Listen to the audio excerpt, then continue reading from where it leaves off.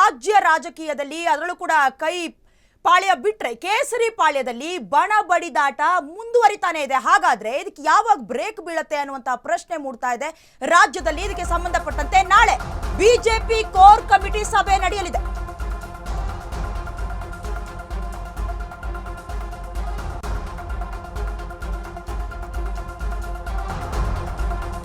ಸಭೆಯ ಹಿನ್ನೆಲೆ ರಾಜ್ಯಕ್ಕೆ ಉಸ್ತುವಾರಿ ಸಚಿವರು ಕೂಡ ಆಗಮಿಸ್ತಾ ಇದ್ದಾರೆ. ರಾಜ್ಯ ಬಿಜೆಪಿ ಉಸ್ತುವಾರಿ ರಾಧಾ ಮೋಹನ್ ದಾಸ್ ಈ ಸಭೆಗೆ ಆಗಮಿಸುತ್ತಾರೆ. ರಾಧಾ ಮೋಹನ್ ಅಗರ್ವಾಲ್ಗೆ ದೂರು ಕೊಡೋದಕ್ಕೆ ಕೇಸರಿ ಪಾಳ್ಯದ ಕೆಲವು ನಾಯಕರು ಕೂಡ ಸಜ್ಜಾಗಿದ್ದಾರೆ. ನಾಳೆ ನಡೆಯುವ ಸಭೆಯಲ್ಲಿ ದೂರು ಕೊಡೋದ್ರ ಬಗ್ಗೆ ಚರ್ಚೆ ಕೂಡ ನಡೀತಾ ಇದೆ. ಹಾಗಾದ್ರೆ ನಾಳೆ ರಾಜ್ಯ ಬಿಜೆಪಿಯಲ್ಲಿ ಏನು ಬಣ ಬಡಿದಾಟ ನಡೀತಾ ಇದೆ, ಇದಕ್ಕೆಲ್ಲದಕ್ಕೂ ಕೂಡ ಬ್ರೇಕ್ ಬೀಳತ್ತಾ ಕಾದು ನೋಡಬೇಕು. ಯಾಕಂತ ಹೇಳಿದ್ರೆ ಏನು ಯತ್ನಾಳ್ ಹಾಗೆ ಬಿಜೆಪಿ ರಾಜ್ಯಾಧ್ಯಕ್ಷರಾಗಿರುವಂತಹ ವಿಜಯೇಂದ್ರ ಅವರ ನಡುವೆ ವಾದ ಪ್ರತಿವಾದಗಳು, ವಾಕ್ಸಮರಗಳು ದಿನದಿಂದ ದಿನಕ್ಕೆ ಬೇರೆ ರೀತಿಯ ತಿರುವನ್ನ ಪಡ್ಕೊಳ್ತಾನೆ ಇದೆ.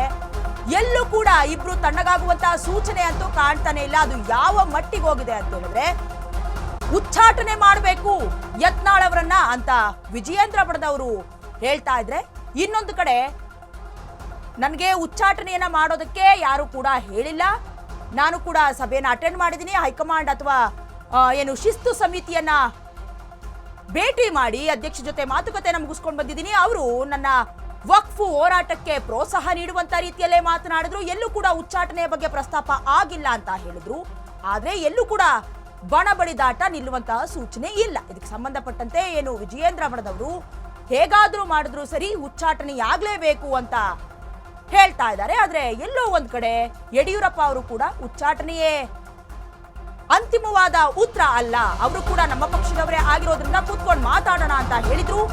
ಇದೀಗ ಪರಿಣಾಮ ಬೀರಿಲ್ವಾ ಹಾಗಾದ್ರೆ ಹೈಕಮಾಂಡ್ ಲೆವೆಲ್ ಸಭೆ ಅನ್ನುವಂತ ಪ್ರಶ್ನೆ ಮೂಡ್ತಾ ಇದೆ. ಯಾಕಂದ್ರೆ ಈಗಾಗಲೇ ಯತ್ನಾಳ್ಗೆ ಸಾಕಷ್ಟು ಬಾರಿ ನೋಟಿಸ್ ಬಂದಿದೆ.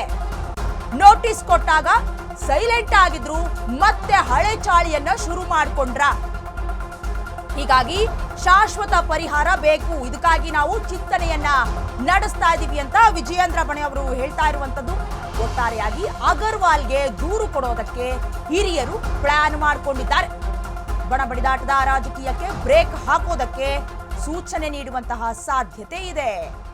ಹೇಳ್ತಾ ಇದ್ದಂಗೆ ಏನು ಹೈಕಮಾಂಡ್ ಅವರನ್ನ ಕೂಡ ವಿಜಯೇಂದ್ರ ಅವರು ಭೇಟಿಯಾಗಿದ್ರು, ಜೊತೆಗೆ ಶಿಸ್ತು ಸಮಿತಿಯ ಅಧ್ಯಕ್ಷರನ್ನ ಯತ್ನಾಳ್ ಅವರು ಭೇಟಿಯಾಗಿದ್ರು. ಆದ್ರೂ ಕೂಡ ಇವರಿಬ್ಬರ ಮನಸ್ತಾಪ ಎಲ್ಲೂ ಕೂಡ ಕಡಿಮೆ ಆದಂತೆ ಕಾಣಿಸ್ತಾ ಇಲ್ಲ. ಮೊದಲಿಂದಲೂ ಕೂಡ ಯತ್ನಾಳ್ ಅವರಿಗಿರುವಂತಹ ಒಂದೇ ಒಂದು ದೂರಂದ್ರೆ ಅದು ರಾಜ್ಯಾಧ್ಯಕ್ಷರ ಸ್ಥಾನಕ್ಕೆ ವಿಜಯೇಂದ್ರ ಅವರನ್ನ ಕೂರಿಸಿರುವಂತದ್ದು. ಜೊತೆಗೆ ಯಡಿಯೂರಪ್ಪ ಅವರ ಭ್ರಷ್ಟಾಚಾರದ ವಿರುದ್ಧವಾಗಿ ಅವರು ಪದೇ ಪದೇ ಧ್ವನಿಯನ್ನ ಎತ್ತುತ್ತಾ ಇದ್ದಾರೆ. ಹಾಗೆ ಉಚ್ಚಾಟನೆ ಹಾಗೆ ದೂರಿಗೆ ಸಂಬಂಧಪಟ್ಟಂತೆ ಈ ದೂರೇನು ನನಗೆ ಹೊಸದಲ್ಲ, ಪದೇ ಪದೇ ನನಗೆ ಈ ದೂರು ಕೇಳಿ ಬರ್ತಾ ಇತ್ತು ಅಂತ ಕೂಡ ಹೇಳಿಕೆಯನ್ನ ಕೊಟ್ಟಿದ್ರು.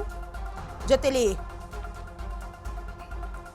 ಏನು ಶಿಸ್ತು ಸಮಿತಿಯ ಅಧ್ಯಕ್ಷರನ್ನ ಮೀಟ್ ಮಾಡಿದ್ರು. ಪಕ್ಷದಿಂದ ಸಮಸ್ಯೆ ಇಲ್ಲ, ವಿಜಯೇಂದ್ರ ಬಣದಿಂದ ಕಂಪ್ಲೇಂಟ್ ಕೂಡ ಹೋಗಿತ್ತು. ಅಂದ್ರೆ ರಾಜ್ಯ ಘಟಕದಲ್ಲಿ ಒಂದ್ ಕಡೆ ನಾವು ಅಬ್ಸರ್ವ್ ಮಾಡೋದಾದ್ರೆ 3 ಘಟಕಗಳಾಗಿದೆ. ಒಂದು ಕಡೆ ಯತ್ನಾಳ್ ಅವರ ಬಣ ಇದ್ರೆ ಆ ಬಣದಲ್ಲಿ ರಮೇಶ್ ಜಾರಕಿಹೊಳಿ ಅವರಾಗಿರ್ಬಹುದು, ಅರವಿಂದ್ ಲಿಂಬಾವಳಿ ಆಗಿರಬಹುದು, ಅಥವಾ ಕುಮಾರ್ ಬಂಗಾರಪ್ಪ ಅವರೆಲ್ಲರದು ಒಂದೇ ತರ ಇದೆ. ಏನು ಅಂದ್ರೆ ವಿಜಯೇಂದ್ರ ಅವರು ರಾಜ್ಯಾಧ್ಯಕ್ಷರಾಗೋದಕ್ಕೆ ಅಥವಾ ಬಿಜೆಪಿ ಪಕ್ಷವನ್ನ ಮುನ್ನಡೆಸೋದಕ್ಕೆ ಸಾಮರ್ಥ್ಯವನ್ನ ಹೊಂದಿಲ್ಲ. ಇನ್ನು ಎರಡನೇ ಬಣ ವಿಜಯೇಂದ್ರ ಅವರ ಬಣ, ಇನ್ನು ಮೂರನೇದು ಬಂದ್ರೆ ತಟಸ್ಥ ಬಣ.